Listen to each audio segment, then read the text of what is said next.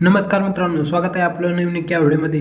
सर्व शेतकऱ्यांसाठी एक आनंदाची बातमी आहे मित्रांनो। सर्व शेतकऱ्यांच्या खात्यात जमा होणार 814 कोटी रुपये। मित्रांनो, शेतकऱ्यांसाठी एक आनंदाची बातमी आहे मित्रांनो। सर्व शेतकऱ्यांसाठी पीक विमा हा शेतकऱ्यांच्या खात्यामध्ये लवकरच आता जमा होण्याला सुरुवात झालेली आहे मित्रांनो। 814 कोटी निधी हे लवकरात लवकर शेतकऱ्याच्या बँक खात्यामध्ये जमा होण्याला सुरुवात झालेली आहे मित्रांनो।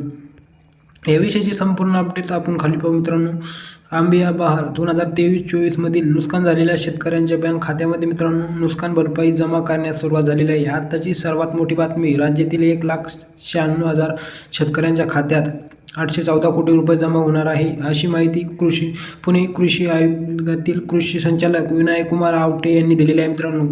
सर्वात मोठी बातमी आहे मित्रांनो, आंबिया बहार 2023-24 अंतर्गत शेतकऱ्याला हवामान आधारित फळपीक विमा योजनेद्वारे ही नुकसान भरपाई 3 विमा कंपन्यांमार्फत शेतकऱ्याला मिळणार आहे मित्रांनो। यामध्ये भारतीय कृषी विमा, रिलायन्स जनरल इन्शुरन्स आणि HDFC ॲग्रो या कंपनीचा समावेश आहे मित्रांनो। कमी व जास्त पाऊस व तापमान, आर्द्रता, वाऱ्याचा वेग, अवकाळी पाऊस व गारपीट या हवामान धोक्यामुळे फळपिकाच्या उत्पादनावर मोठा परिणाम झालेला होता मित्रांनो।